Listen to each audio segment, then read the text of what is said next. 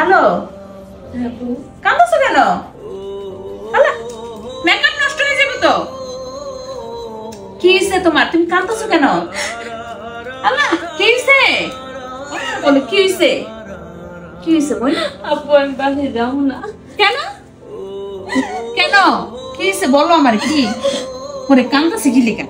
বলো কি হয়েছে বলো। আপু আমি বিয়ে করবো না, আমি বাসে যাবো না।